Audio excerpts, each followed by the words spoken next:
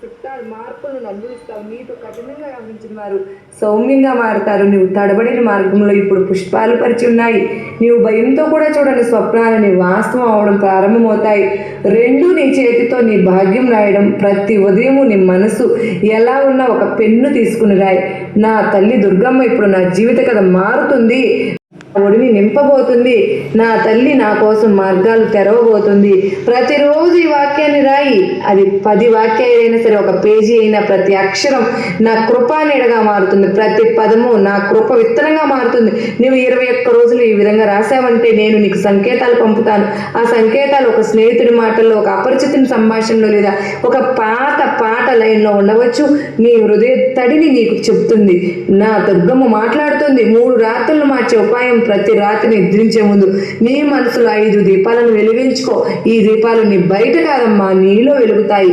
నీ దగ్గర ఉన్న వారి వాటి కోసం వెళ్ళిపోయినా కానీ, నీకు పాఠం నేర్పిన వాటి కోసం, నిన్ను విరగొట్టాలని ప్రయత్నించిన వారి కోసం, కానీ నీవు నిలబడిన వారి కోసం, నీవు నా దగ్గర అడిగిన కోరిక కోసం, నీవు నీ స్వప్నంతో సమానంగా విలువైన వాడివని తెలుసుకోవడానికి నీ కోసం దీపం వెలిగించినప్పుడు నీవు నీ విలువను అర్థం చేసుకుంటావు.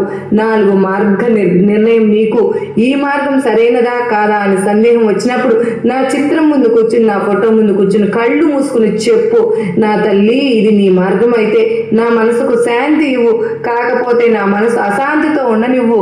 కొంత సమయంలోనే నీ మనసు స్పష్టమైపోతుంది, శాంతితో నిండిపోతుంది, లేదా అశాంతిలో మునిగిపోతుంది. అప్పుడు నీకు సరైన మార్గం తెలుస్తుంది. బిడ్డ, ఇదే నేను నీకు ఇస్తున్న ఆదేశం అని అనుకుంటావో, మరేదైనా అనుకో, కానీ నువ్వు గుర్తిస్తావు. నీ దుర్గమ్మ ఏం చెప్తుందో ఆలకిస్తున్నావు కనుక నీకు ఖచ్చితంగా అర్థమయ్యే తీరుతుంది.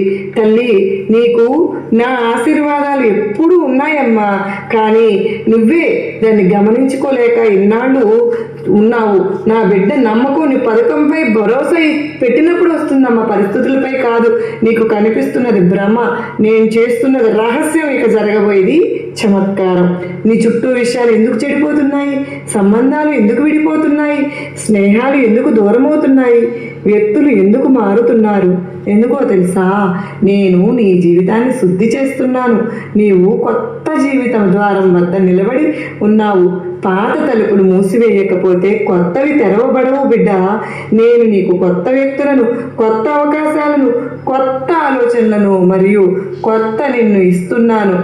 ఇప్పటి వరకు ప్రపంచం మాటలతో భయపడిన ఎన్నోసార్లు విరిగిన నీవు కాదు ఇది. నేను నీకు సత్యాన్ని అసత్యాన్ని గుర్తించి